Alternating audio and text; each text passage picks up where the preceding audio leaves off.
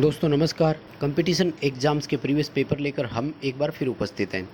दोस्तों ये paper Rajasthan technical helper का है और 25 अगस्त 2018 की सेकंड शिफ्ट का है। अगर आपने अभी तक पिछले पेपर नहीं देखे हैं तो प्लेलिस्ट में आपको वीडियो मिल जाएगा, आप उन लास्ट पेपर को भी ज़रूर देखें। चलिए दोस्तों क्वेश्चनों से शुरू करेंगे। क्वेश्चन संख्या 1 है दोस्तों कि एक डीसी सर्किट में इंडक्टिव रिएक्टेंस का मान कितना होता है। तो दोस्तों सिंपल क्वेश्चन है, हम सब जानते हैं डीसी सर्किट है, प्रेरणिक प्रतिघात इंडक्टिव रिएक्टेंस फ्रीक्वेंसी के समानुपाती होता है और डीसी सर्किट की फ्रीक्वेंसी 0 है, इसलिए इंडक्टिव रिएक्टेंस का मान भी कितना होगा, 0। दोस्तों प्रश्न का उत्तर डी हो जाएगा। सेकंड क्वेश्चन है दोस्तों 660 जूल कार्य करने के लिए 110 वोल्ट के विभवांतर द्वारा बैटरी द्वारा कितना चार्ज दिया जाना चाहिए। दोस्तों वोल्टेज जो होती है वो जूल प्रति कूलाम में होती है, यानी कि किया गया कार्य बटे लिया गया आवेश जो होता है वो, यानी कार्य बटा आवेश जो होता है वो वोल्ट कहलाता है। ये जूल प्रति कूलाम को अपन वोल्टेज कहते हैं। अभी देखो अपन से चार्ज पूछा गया है दोस्तों, तो अगर क्यू अपन ज्ञात करेंगे तो ये हो जाएगा अपना जूल बटे जो कार्य किया गया वो बटे विभवांतर। दोस्तों कार्य किया गया है 660 जूल का और विभवांतर दिया गया है 110 वोल्ट का।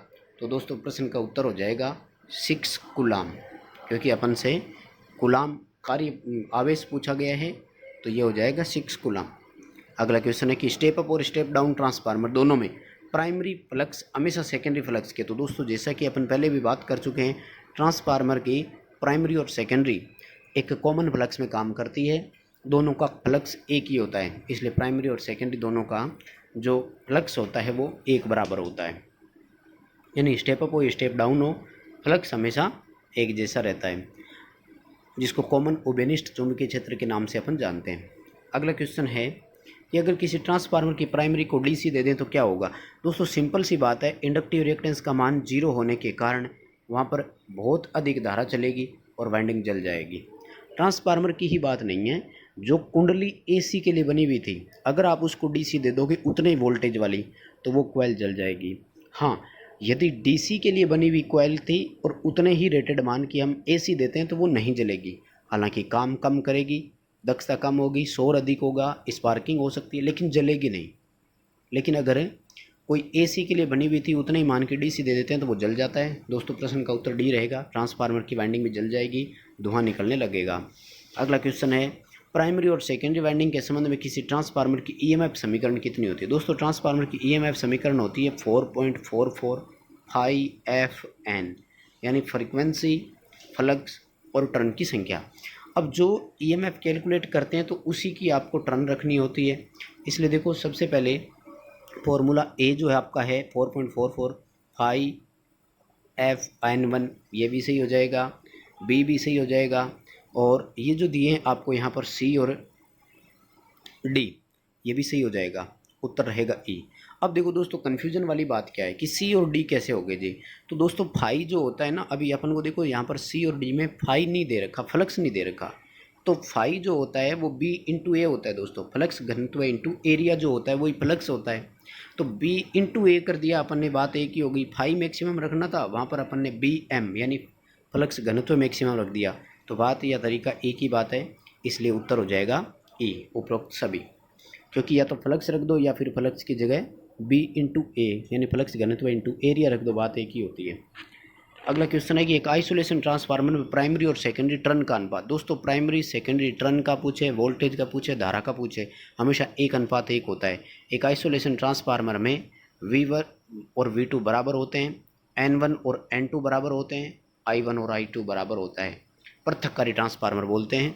ये समान मान पर ट्रांसफार्मर को आउटपुट वोल्टेज देता है। वोल्टेज ट्रांसफार्मर 3 तरह से देता है, निम्न मान पर, उच्च मान पर या समान मान पर। निम्न मान पर देता है तो स्टेप डाउन, उच्च मान पर देता है तो स्टेप अप, और समान मान पर देता है तो आइसोलेशन। दोस्तों अगला प्रश्न है 1500 वोल्ट 50 टन सप्लाई से जोड़े गए 250 प्राइमरी टर्न और 50 सेकेंडरी टर्न वाले एक सिंगल फेज ट्रांसफार्मर के लिए फ्लक्स का अधिकतम मान कितना है। दोस्तों आपको सबसे पहले इसमें समीकरण जो लगानी है वो लगानी है आपको E1 वाली, जो अभी अपन ऊपर कैलकुलेट करके आए, यानी E1 बराबर 4.44 इंटू 5F और N1। अब देखो दोस्तों E1 का मान दे रखा है, आपको यही समझना है क्योंकि 1500 वोल्ट सप्लाई से जोड़े गए। दोस्तों हम सब जानते हैं ट्रांसफार्मर में जिस वाइंडिंग को सप्लाई दी जाती है वो प्राइमरी वाइंडिंग कहलाती है। तो 1500 वोल्ट हो गया। E1 का मान 4.44 आपको दे रखा है। फ्लक्स का मान अपन से पूछा गया है दोस्तों, ज्ञात करना है। फ्रिक्वेंसी आपको देखो 50 हर्ट्ज दे रखी है। N1 का मान प्राइमरी के टर्न तो 250। दोस्तों 250 को 50 से और 4.44 से मल्टीप्लाई करके 1500 में भाग दे देंगे तो दोस्तों फ्लक्स का मान आ जाएगा। कैलकुलेशन करके आप अपने उत्तर का मिलान जरूर करें। दोस्तों प्रश्न का उत्तर बी 0.027 वेबर आएगा। तरीका आप समझ गए होंगे।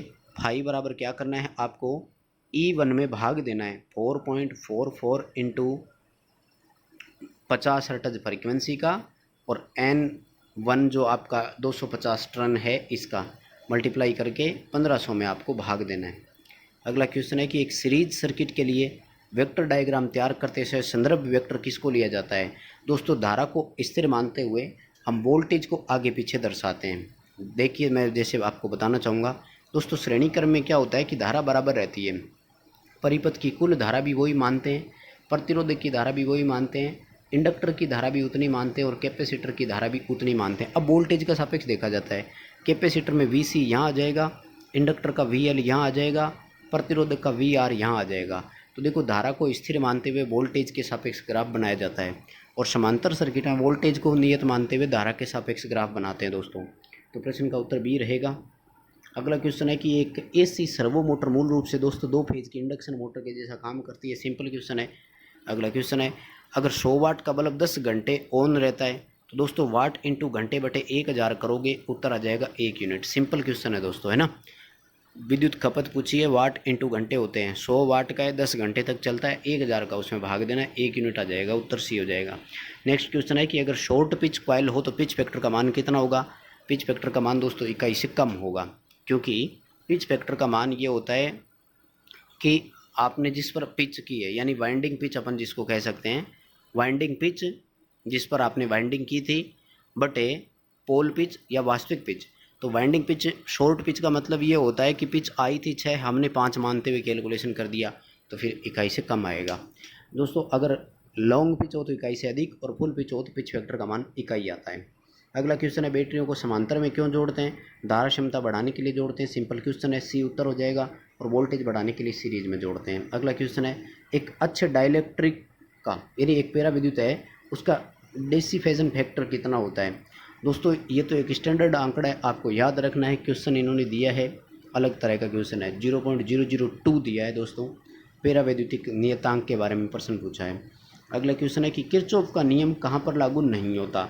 दोस्तों किरचॉफ का नियम वैसे आपको ध्यान रखना है, AC DC सब जगह लगता है, एक्टिव पैसिव सब जगह लग जाएगा, लेकिन कोई डिस्ट्रीब्यूटेड सर्किट हो जो डिवाइडेड हो, यानी उसमें अनेक शाखाएं हो और जिनका कोई जंक्शन नहीं हो, वहाँ लागू नहीं होगा। किरचॉफ के नियम में ये है कि जंक्शन होना ज़रूरी है।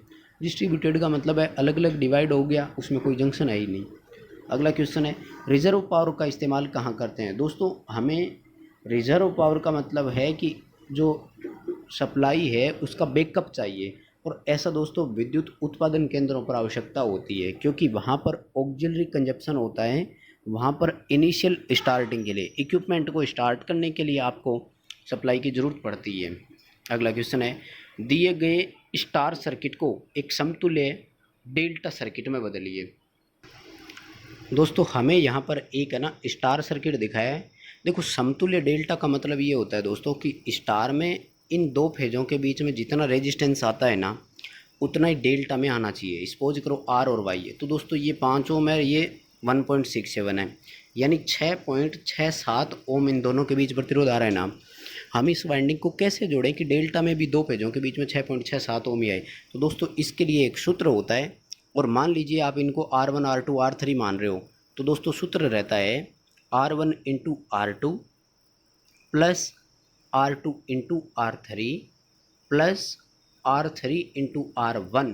दोस्तों इन सब को जोड़ने के बाद में आपको डिवाइड कर देना है, एक बार R1 से, एक बार R2 से और एक बार R3 से, और दोस्तों उत्तर आ जाएगा। जैसे आपको एक बार 1.67 इंटू 2.5 करना है, एक बार आपको 2.57 इंटू 5 करना है, एक बार आपको 5 इंटू 1.276 करना है, और फिर इनको दोस्तों एक बार 5 से डिवाइड करना है, 2 से डिवाइड करना है, 1.6 से करना है, तो दोस्तों आपका उत्तर आ जाएगा ए, 10 ओम, 15 ओम और 5 ओम। आप इसको सोल्व जरूर करें दोस्तों, हल करके अपने लेवल पर प्रश्नों का मिलान आप प्लीज़ ज़रूर करें। अगला क्वेश्चन है कि इनमें से क्या एक ट्रांसफार्मर का घटक है। देखो कॉइल ट्रांसफार्मर में होती है प्राइमरी वाइंडिंग भी होती है, कोर भी होती है, सेकेंडरी वाइंडिंग भी होती है, यानी उपरोक्त सभी हो जाएगा। अगला क्वेश्चन है इलेक्ट्रिकल ट्रांसमिशन और डिस्ट्रीब्यूशन सर्किट पर अचानक वोल्टेज उत्पन्न होते हैं। दोस्तों ये सर्ज वोल्टेज कहलाती है। जैसे आकाशीय बिजली के कारण तड़ित प्रभाव जिसको अपन कहते हैं, वोल्टेज और धारा के मान में अचानक जो वृद्धि होती है उसको सर्ज वोल्टेज या सर्ज करंट के नाम से जानते हैं। अगला क्वेश्चन है इनमें से क्या कम वोल्टेज वाले सिस्टम में ज़्यादा करंट के लिए किफ़ायती है। तो रिवायरेबल योग्य फ्यूज। दोस्तों कम वोल्टेज का है कोई और उसमें अगर अपन को ओवर करंट से शॉर्ट सर्किट से सुरक्षा देनी है तो फ्यूज ही बेटर ऑप्शन रहता है, पुनः बांधने योग्य फ्यूज। दोस्तों अगला प्रश्न है कि एक ट्रांजिस्टर में एमीटर करंट का मान बताइए कितना होगा जिसमें कलेक्टर करंट 0.9 और बेस करंट 20 मिली एम्पियर हो। दोस्तों एमीटर करंट का मान ज्ञात करने के लिए होता है collector current plus base current का योग, यानी दोनों करंट को जोड़ना है और कुछ नहीं है। देखो वो 20 मिली एम्पियर है और वो 0.9 है, तो दोस्तों 20.9 हो गया। अब 20.9 तो उत्तर है नहीं, 21 मिली एम्पियर ऑप्शन है दोस्तों, प्रश्न का उत्तर ई कर देंगे। अगला क्वेश्चन है कि निम्न में से किस सर्किट ब्रेकर की वोल्टेज रेंज सबसे कम है। तो दोस्तों सबसे कम तो ACB की है, एयर ब्रेक सर्किट जो है ना, एयर ब्रेक सर्किट ब्रेकर है दोस्तों, इसको अपन कह रहे हैं ACB होता है, ठीक है। एयर सर्किट ब्रेकर होता है शॉर्ट में, क्योंकि इसमें अचालक का माध्यम केवल और केवल प्राकृतिक वायु ही है, जबकि OCB इससे भी बड़ा है, ABCB इससे भी बड़ा है, SF6 की तो और भी ठीक है। और वैक्यूम सर्किट ब्रेकर, दोस्तों वैक्यूम सर्किट ब्रेकर को तो 36 किलोवोल्ट तक काम में ले सकते हैं, इसलिए ठीक है, बहुत बेटर होता है। ए उत्तर रहेगा ACB, एयर सर्किट ब्रेकर। अगला क्वेश्चन है HRC फ्यूज में कट ऑफ और अंतिम धारा शून्य के बीच समय को क्या कहते हैं। दोस्तों प्रश्न पहले भी आ चुका है, आर्किंग टाइम कहलाता है ये, आर्क जो 0 होने में टाइम लेता है वो है, बी उत्तर रहेगा। अगला क्वेश्चन है कि लाइव धातु की तार केसिंग के संपर्क में आ जाती है तो अतिरिक्त धारा कहाँ जाएगी, ज़मीन में जाएगी। दोस्तों अगर इक्विपमेंट को हमने प्रॉपर ग्राउंड कर रखा है तब। लाइव तार का मतलब होता है फेज तार, और धातु की केसिंग यानी बॉडी के संपर्क में आ गई तो वो सारा भू संपर्क तार यानी अर्थ वायर के थ्रू ग्राउंड हो जाता है और बिजली झटके से बचाव मिल जाता है। अगला क्वेश्चन है कि इनमें से विद्युत का एक परंपरागत स्रोत कौन सा नहीं है। हवा नहीं है दोस्तों, ये गैर परंपरागत स्रोतों में आती है। बाकी कोयला, पेट्रोल, डीजल और गैस ये सभी परंपरागत स्रोतों में आती है। हालांकि इसमें एक न्यूक्लियर पावर प्लांट है वो भी इसी में आता है, परमाणु वाला। अगला क्वेश्चन है कि शक्ति को उच्च वोल्टेज पर संचरण लाइन में संचारित किया जाता है तो इससे होगा क्या। दोस्तों हाई वोल्टेज पे ट्रांसमिट करने से एक तो धारा कम हो जाती है और दूसरा एफिशिएंसी बढ़ जाती है। हालांकि लाइन का वोल्टेज रेगुलेशन भी ठीक रहता है और लागत भी लाइन में कम आती है, तो ये सारी चीज़ें देखी जाती है। अब अपने को इसमें ऑप्शन के हिसाब से देखें तो एक तो बी उत्तर है, धारा कम हो जाएगी, और दूसरा है कि दक्षता बढ़ जाती है, लाइन हाई पावर के साथ कैपेसिटी ले जा सकती है। तो दोस्तों प्रश्न का उत्तर ई रहेगा, ए और सी दोनों।